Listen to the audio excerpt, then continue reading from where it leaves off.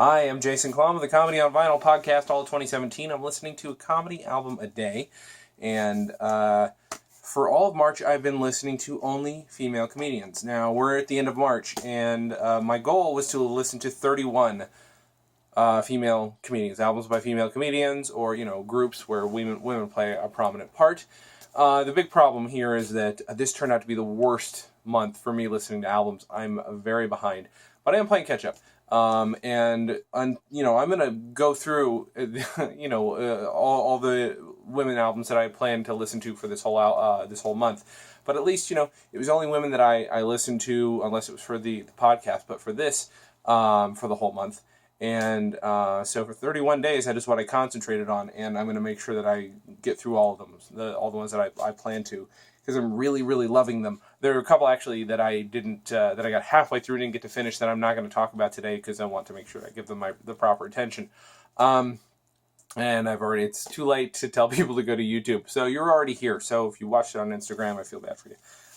You don't know to go here, so I don't know why I'm addressing you. Anyway, so I wanted to, let's see, so we got 1, 2, 3, 4, 5 that I want to go through here and give them, their due attention here. I really wanted to talk about this one. I'm not going to, but I'm just going to bring it up. I got this for, a song, and it seems to be actually signed by Sophie Tucker in July 1966, which I think is super cool. I hope it is. I don't know. I'm never going to sell it. It's really neat. I love the autographed ones.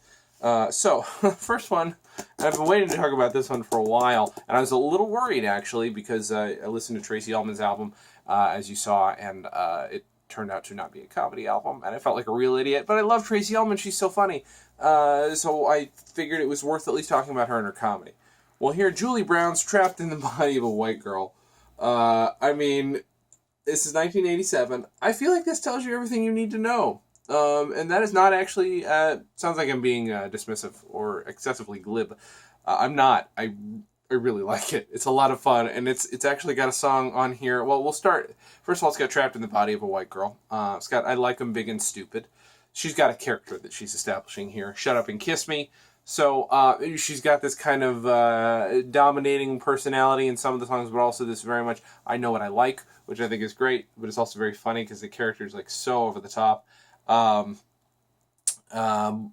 Let's see, Boys Are a Drug. There's a song called Girl Fight Tonight, which is just like, it is, that's one of those that's just so sexist. It's intentionally so, it's ironically so. The one that stands out the most to me is the song, and I hate when people say this, you couldn't make that movie today. Usually when people say that, that's bullshit. People say you couldn't make Blazing Saddles today. I disagree. You could make it. Oh, you can't. Too PC. It's not. If you think that the world is too PC for Blazing Saddles and you don't understand Blazing Saddles and you don't know that uses language in a way, I don't have time for that. Anyway, the whole point being, this song, I legitimately don't think could be made today, because I think it would be considered insensitive because it wasn't a problem as much. It's called The Homecoming Queen's Got a Gun. That's all you need to know. It's a homecoming dance, and these songs are all great. These songs are all very well produced. She's got a fun voice. I don't know that she's not I think Tracy Ullman is a really wonderful singer, and Julie Brown's great. She's actually got she's got Madonna sound to her, a little bit of this, a little bit of that, a little Cyndi Lauper as well. But it's a comedy album, so she plays her voice out for the comedy as well, including the voice. It's Valley Girlish. But The Homecoming Queen's Got a Gun is just it just ends super violently. And I think it's incredibly funny. Obviously, it would be considered insensitive if you released it now. But, it's funny. I don't know. It's upsetting. It's very upsetting, but I enjoyed it. And I think, on a whole, this entire album is a lot of fun to listen to. And I didn't know what I would think of it, especially after the Tracy Ullman thing. I wasn't sure if I was going to be surprised. Thankfully, I was not, and I really enjoyed it. I'm going to save this one, because this one was the best of the bunch. You'll recall towards the beginning, towards the beginning of this comedy album a day thing, I listened to the first of these two albums, Elsa Lanchester's Bawdy Cockney Songs. This is more Bawdy Cockney Songs Volume 2. So it's more Volume 2. That's the funniest thing to me. Intentional? Maybe. Don't know. But it is again Elsa Lanchester, who you may remember from, well, all kinds of movies from the 60s. But they're just songs in which all the songs tend to have innuendo, double entendre, things like that. And she does it with this weird Cockney lilt. Actually, I say Cockney. They're called Cockney songs. Her accent doesn't come out through most of them, but she just has this. I can't do it. I can't do what she's doing, but the voice comes out in a certain way that she's just got this weird character to her voice when she's doing them, which sounds to me very much like what I assume music hall singers must have sung like. She does have a bit of a lilt to her actual natural voice, but this feels like a stylistic thing that's not just her, that it's based on how you did music hall. I could be wrong, having not grown up in it. I find these fun. I think I might have liked the first one more, but this was still fun. It's got a song called She Was Poor, But She Was Honest. The Janitor's Boy, which is really dirty. Like, it's, some of them are double entendres. Some of them are borderline single or one and a half. It's good. It's fun. I mean, I like her as an actress, and I like her voice, and it's just, her comic sensibility is great. I mean, look at the look on her face. I mean, I don't know. It's great. So it would be sort of like, oddly enough, you don't really think of too much English comedy this way because it really wasn't presented that way to us. But it would be more of a party album. Let's go to Rusty Warren Bounces Back. Rusty, this is her. Damn it! See, none of the years are on the back of these. I've discussed this. I've been going out of order for these, but it was. Again, it's just a ton of fun to listen to. I don't have a whole lot of specific examples from this album. It's some of the albums she actually repeated some of her material here and there.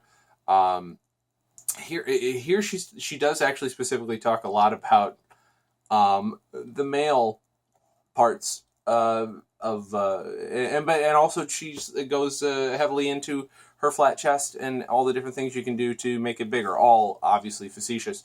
And just so much, like, she really lays into the audience about how little their chest is or how big their chest is. I mean, just long 10-minute runs on it, and there is just something so charming about Rusty Warren that, like, that might be something that would get old with some comedians, but she makes it funny, and you can hear the audience.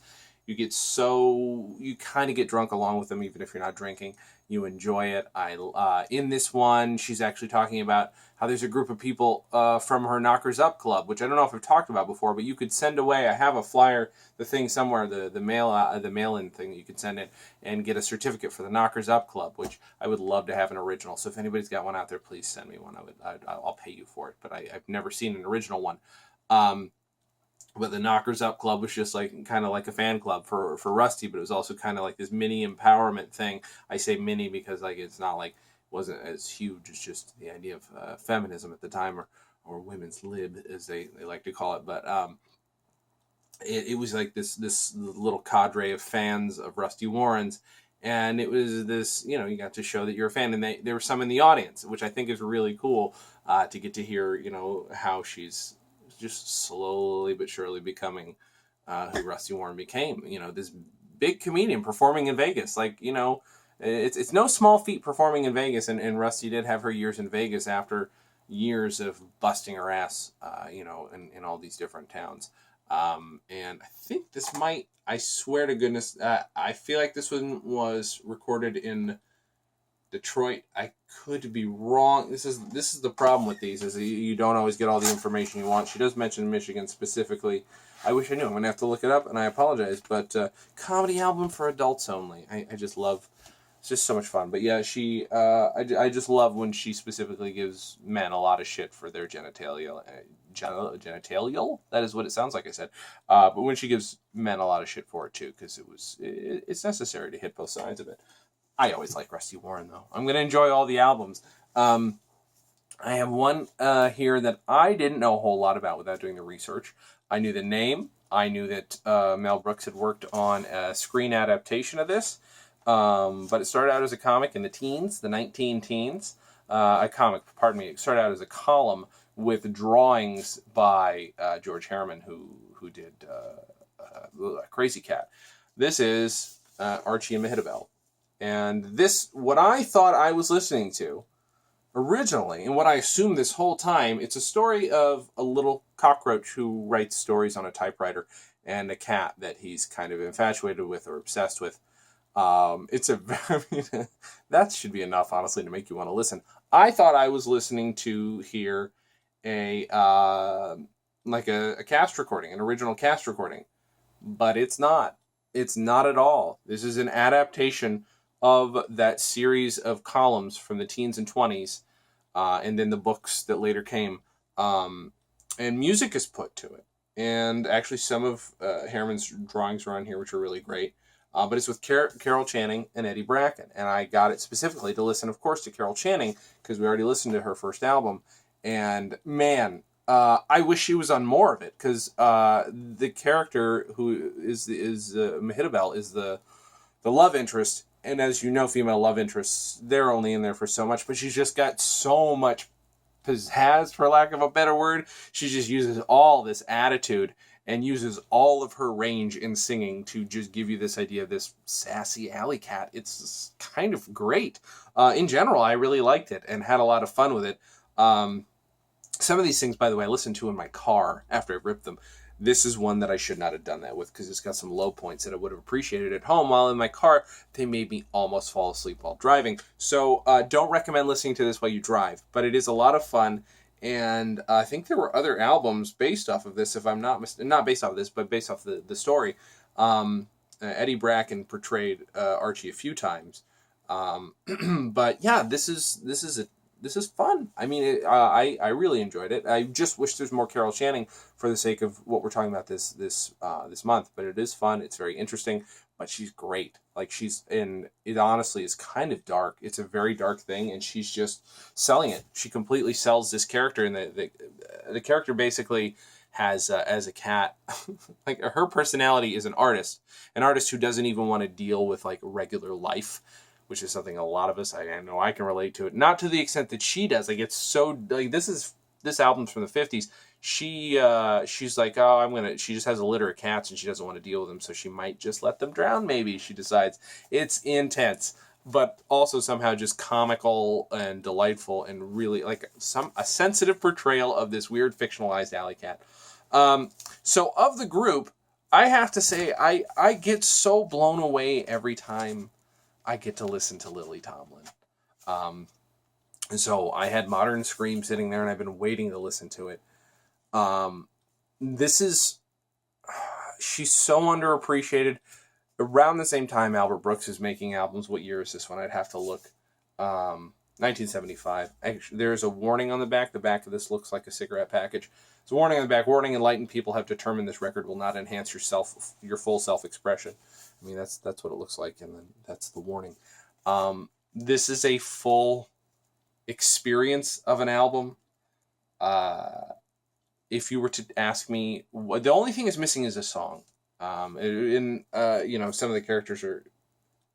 Yeah, sorry. The only thing is missing is a song. It's everything. It's stage performance. It's sketch. It's recorded sketch. It's live sketch. It's characters. It's her doing herself as a character, which she does on other albums.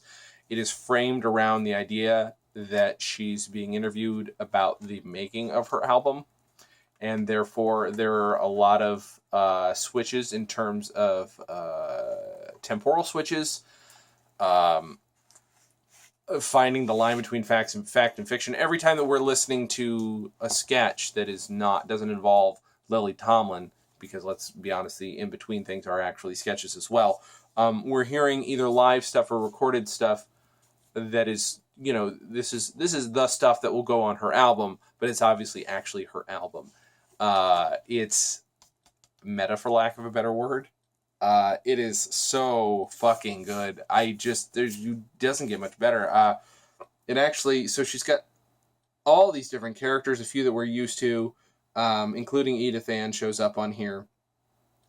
She's got a bit on here about adult sex education, which is Edith Ann, explaining the reproductive process to the citizens of Slippery Rock, PA, as it says. There's also a character called Susie Sorority, which is it's one of those characters where if you didn't know it was Lily Tomlin and you still knew Lily Tomlin's work, you wouldn't have immediately guessed it. It's such a good characterization.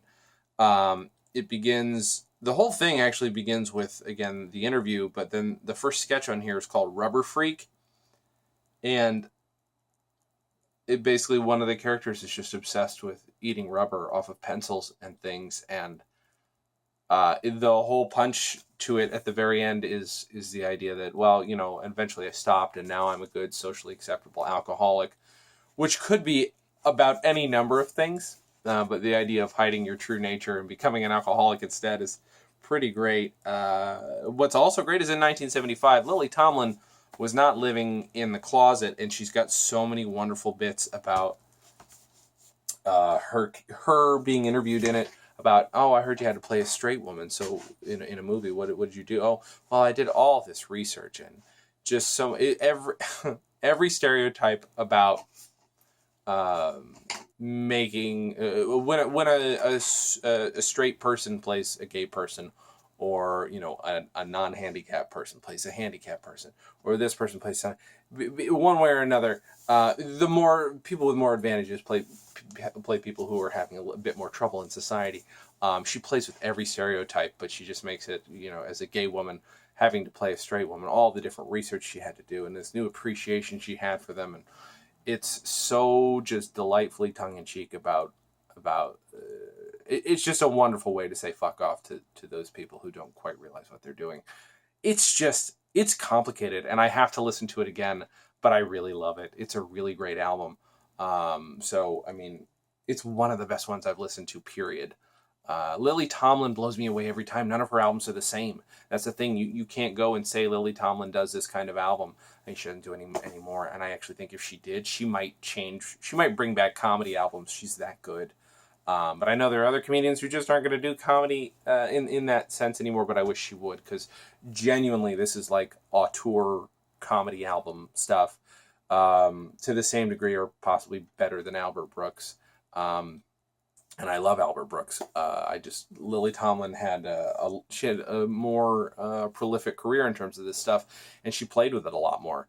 And I love it, and I think she's underappreciated for it. Well, I have talked and rambled long enough. I have a number of albums to catch up on, but I wanted to make sure I did some here at the end of the month.